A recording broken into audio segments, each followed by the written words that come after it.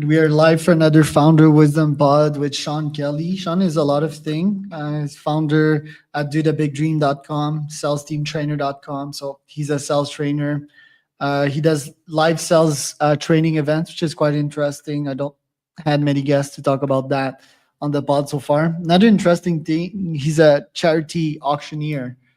So the charityauctioneer.com. He's a life coach. He's a comedian. He's a TV host in San Diego, California. I'm in Oaxaca, Mexico. We're gonna talk about the host of topic, a variety of topic today, but this podcast here is brought to you by podpire.com. We might talk about podcasting with Sean today because he has a podcast as well. Starting a podcast is smart because you can monetize it in three ways. First, you can generate leads from that, so convert guests into actual clients. You can get paid by YouTube, so YouTube AdSense, and you can get paid through sponsors. So if you have plans of starting your pods the next year, right? It's that time of the year where you plan the next. You can go to podpire.com. Sean, welcome to the pod. Tell me a bit more about yourself and what you're up Yeah. to nowadays. Yeah. Thanks, Charles. Appreciate it. Yeah. So I would say that I'm the founder of dothebigdream.com. And I'll just tell you how that all came about and what that is. Uh, I I woke up when I was about 3 days before my 40th birthday. I'm 54 now. About 3 days before my 40th birthday, and I realized that I had never gone out and even taken one step towards a childhood dream that I'd had, which was I'd always dreamt of having my own television show. And so at my 40th birthday party, 3 days later, in front of all my friends and family, I said, "Hey, listen up, guys. I'm going to have my own television show. It's going to be a worldwide hit." And my friends were like, "Wow, that's amazing, dude. That's so incredible. What channel is it going to be on?" I'm like, "Oh, I'm not sure." And they're like, "Well, what's the show going to be called?" I'm like, "Oh, I don't know." And they're like, "What's it about?" I go, "I don't know." And they're like, "What the hell are we talking about?" So I said, "Well, I got this dream and I want to have my own TV show." So my friends all started kind of laugh and they're like, "All right, good luck with that." 9 months later, I had created, sold, and was starring on my own television show. I did 6 seasons on True TV in the United States. The show was called Storage Hunters. I created it, sold it. I starred on it for 6 seasons. It became a worldwide hit, airs in 127 countries around the world. Became a huge hit in the UK. A BBC owned channel called Dave bought the rights to air it in the UK, became a huge hit in the UK. Then they moved my wife and I to London, where I lived for 4 years, and I made 6 more seasons of Storage Hunters. And then I made a celebrity version of a British called Celebrity Storage Hunters UK, where over 130 British celebrities came on my show, and they gave all their winning proceeds to their favorite charities. So anyway, so I ended up spending a total of 12 seasons on television. And I did all of that with no agent, no manager, no contacts, just simply having a dream and saying, "I'm going to do this." I went back and I followed the 15-step formula that I had learned earlier in my life for creating like successful sales launches and that kind of stuff. And I applied those same 15 steps to going after my big dream. So fast forward all these years later, and I realized, hey, I accomplished my big dream and I want to help other people do the same. So I started a Facebook group, a private Facebook group about a year ago, and have about 266 people in there, offer free coaching. Every Monday we go on Zoom around 5 p.m. Pacific Standard. And whoever shows up that week, I talk to them about what their big dream is, find out where they're at in the 15 steps, give them some coaching on how to get to the next steps. And so people come and go as they need the help. And I'm just doing it because it's spectacular. The way I really make my money I do raise money for nonprofits as a charity fundraising auctioneer, and I've raised over $500 million for nonprofits in the U.S. That is just crazy. But life wasn't always that easy. So you're a disabled veteran. Let's talk about the challenges here and how you grew out of those. Yeah. So I did a combat tour over in Iraq, and so I was in the army, and I grew up in Germany as a kid, and I went to a German school, and so I ended up learning to speak fluent German. So I went into the U.S. Army as a German translator, and we would listen into the East Germans, and then kind of right around the time that the Berlin Wall fell was right around the time that things started to kick off in Iraq, 89, 90. And so I ended up doing a tour over in Iraq. And it was I was such a young person at the time. I was 19, 20 years old, 20 years old when I was in combat. So I think that's like, it was a great experience because, you go through these really crazy things at such a young age and you realize, wow, it's amazing what young people can actually handle if when you give them an opportunity to do it. So I was a squad leader. I had 5 guys in my squad, 4 or 5 guys in my squad, and yeah, did a combat tour and yeah, great experience. And yeah, PTSD can also happen in these moments. You mentioned like this is great, but for a lot of veterans, it's not, right? They get quite traumatized. So, what happened in your case, and how did you get out of that hole? Well, you don't really ever get out of that hole, and unfortunately, it gets worse over time. So you need ongoing help, and that's what I have sought out and recommend for everyone. There's as a charity fundraising auctioneer, there's an organization that I help. It's called Saddles and Service. They're based out of San Diego, California. And what these guys do, it's absolutely spectacular. They do equine therapy, and they bring veterans and first responders who are suffering from PTSD, and they bring them out to the ranch and they have them work with horses, and they teach them everything about working with the horses, and it's a year-long program. And as a matter of fact, we have I have a couple of friends right now that are looking at trying to make a short film about them and taking it to the film festivals to kind of raise awareness about that organization. So I would always recommend that for anyone that's going through that's gone through anything traumatic, whether it's military or whether it's a first responder, whatever, you gotta go seek help. You got to get help. You can't do it on your own. And it's something where over time, I wish I could sit here and tell you, oh, it gets better. It doesn't. It gets worse as you get older, and so it's just something you got to stay on top of. Did humor help you? Was it therapeutic for you to be a humorist? Yeah, I think so. I think that a lot of a lot of stand-up comedy, a lot of humor and stuff starts in a real dark place, and then you take these things that are extremely traumatic and then you're able to turn them around and turn them into comedy. So I did stand-up comedy for 20 years as a hobby. um you know I would say that I had I started what they call like a comedy room. I found a restaurant in San Diego that was closed at night, and I convinced them to let me do stand-up comedy there. So I ended up doing I did 7 shows there every week for 8 consecutive years. I did one on Thursday night, 3 on Friday nights, 3 on Saturday nights. We brought in about 200 people for every show, and I did that for 8 years.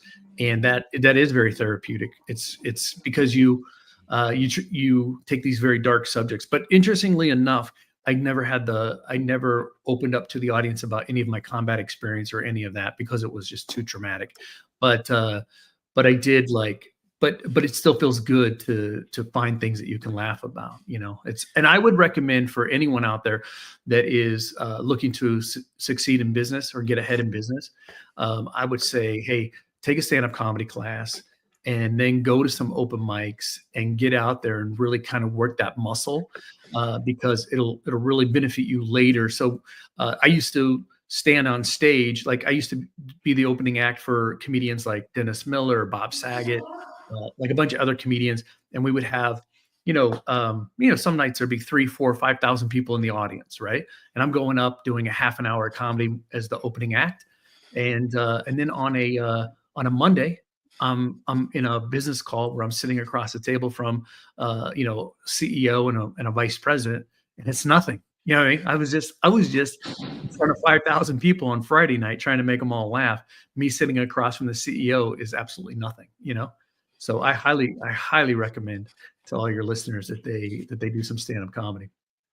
So, what determines if something is on limits or off limits? Because I'm getting into humor right now, and I don't want to offend people. I don't want to make people mad, but I feel the best humorists like have really no fucking limits. They will talk about everything and anything, and they don't give a shit about offending people. Obviously, in the military and in the U.S., the country being what it is, like joking about disabled veterans is probably not the best jokes to make, but if it can have people laugh, and even the people that this happened to them, maybe it can heal them. So how do you determine what is on limits and off limits? How do you make your actual scripts and determine if this is going to fall flat and offend people, or Yeah. if it's going to make them laugh and heal them? Yeah. You know, it's interesting. I just recently saw an interview with, do you know the comedian Louis C.K.? Yeah. So Louis C.K. was on a podcast with Theo Vaughn. Do you know Theo Vaughn? And it was probably one of the best interviews that I saw in regards to the topic that you're asking about, because Louis C.K. It was interesting because Louis C.K. has been doing stand up for 38 years. Theo Vaughn's been doing it for 18 years. So, so Louis got 20 years on him. And he's looking back at Theo as kind of like a young version of himself, seeing that this guy's on this rapid rise, right? And so he was just giving him some advice. And one of the things that he was advising him on was, the stuff that is the stuff that the material that you like when you do it, it's not, people aren't laughing, and sometimes people get up and they walk out of the room. He said that's the stuff that if you can figure out how to make that funny, those are going to be the biggest bits of your, of that album that you're working on, So Right. I would say that absolutely everything in the world can be funny, but the problem with it is, before it becomes funny, sometimes you really have to polish that joke and really work on it. And that means that you got to subject a lot of audiences to material that's not going to necessarily be funny, and may even come across as offensive, and maybe even hurtful. And so it's this weird thing. That's why a lot of times comedians have what they go to like workout rooms. And so it's something where, you're not allowed to turn on your cell phone. It's basically, it's a small audience, and you're in there to try to work on this new material and to try to make it better. But I think that, like, just to shock an audience, just for pure shock, I think is something that only newer, younger comics do, that haven't really been around that long.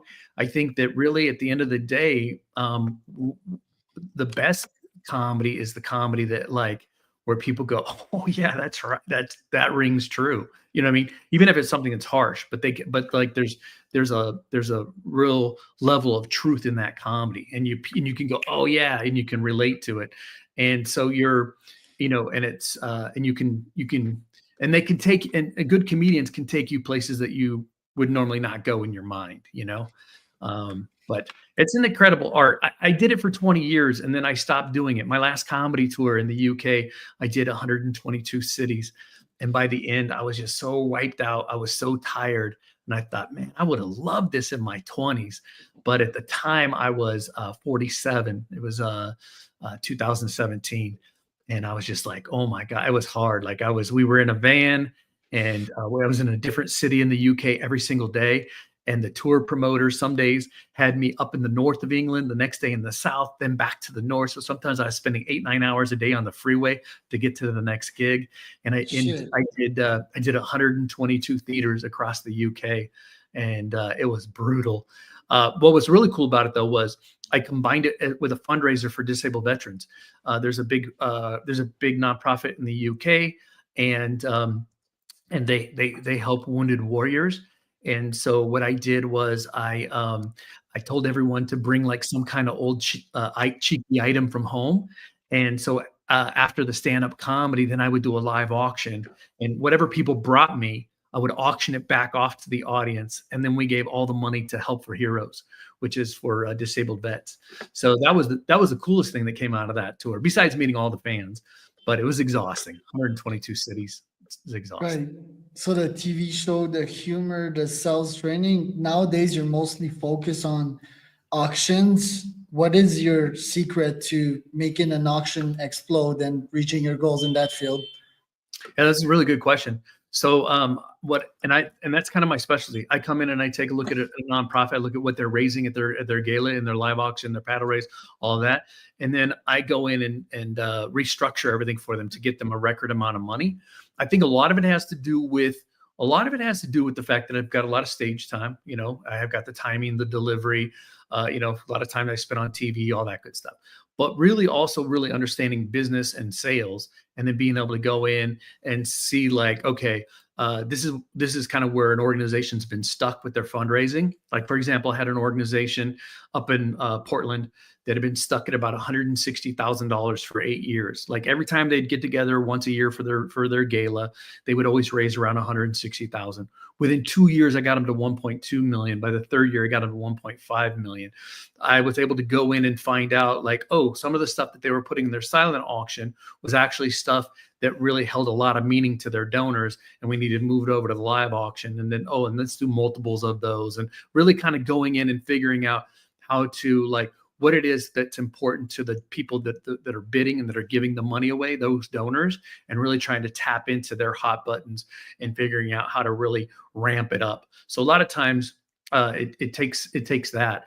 I Because I've raised over $500 million for nonprofits now, I feel like the best legacy that I could have with my life is to train other people how to do exactly what I do. Because I look at it like this, I'm thinking, wow, if I could have 30 people out across the United States, I'm not getting any piece of it, but just 30 people that I know that are taking everything that I've learned and done, and I've trained them to go out and do this. If I've got 30 people out there that eventually also raise 500 million, that's a lot of money raised for charities. So that's kind of what two things I'm doing right now is I'm out there actively doing a lot of charity fundraising auctions, but I'm also training people. And is there a tip to inviting the right people to the right auction? Like invite these two billionaires that will ego outbid one another? Oh yeah, well yeah. Anytime you can get a couple billionaires in a room to ego bid out one another, that's fantastic. But usually that's what's interesting is these are usually just normal people that are doing extraordinary things for something that they care about. So you'll get people in there that they're not rich, maybe they're not maybe they're just middle class or whatever. But this is the big thing that they care about, and so they'll bid $4, $5, $6, $7,000 on a package, or maybe they'll just give a gift of $20,000, and that's their big annual gift that they do. And that's amazing. I feel we need to do a round two, you and I, to uncover more. What do you have for 2025? Because I mean, you've done so many things that people have on their bucket list, right? The 120 shows, the show, surviving from PTSD and so forth. Like, what's next on your 2025 list? Do you still have something that excites you? Oh yeah, of course. Yeah, thank you for asking that. Yeah, so currently I'm doing about 22 of these charity auctions a year. My goal is in 2025 to really take a big leap and increase by about 18. And then I'm really ramping up my charity auctioneer school, where I'm going to be teaching other people how to do what I'm doing, because I think that the right people with the right background and the right skill set, like if it's people who enjoy doing public speaking, but they're not like killing it as a public speaker. There's tons of people out there that are looking to get on stage and do public speaking, and they want to make a living doing it, but very few people are actually making a decent living doing it. By learning how to become a charity fundraising auctioneer, it's a great way to get on stage, motivate people, feel like you're really, you're doing a lot of good in the world, but you're also getting compensated well. So I'm working on ramping up doing that kind of training. And yeah, and then I always have my radar up looking for, different opportunities. And I love doing these coaching sessions on Mondays, because I have people coming in to do the big dream. And it's crazy, the stuff that I'm hearing that people want to accomplish. And I love it. Like some people have got some, either sometimes people have like these really big, massive dreams that you think, oh, wow, that's going to be really hard to accomplish. And then there's some stuff where you go, oh, okay, that's very attainable, but I could see why, once you get to know them, you could see why they're passionate about it. So it's really kind of fun to find out, and then to encourage people to say, hey, listen, if there's like one thing that you think that you want to do, you can do it. You just got to put your mind to it. I mean, look at me, man. I just basically announced I'm going to have this TV show, and then 9 months later, I'm starring on TV. It's crazy. Yeah, that's amazing. Where can people find out more about you? Yeah, so they can go to dothebigdream.com. And if you go to dothebigdream.com, there's links to my Facebook group there. My contact information's all on there. I think that's probably like the best and easiest way to go and find me.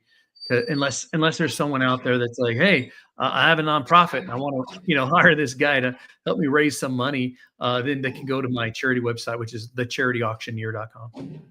That was Sean Kelly.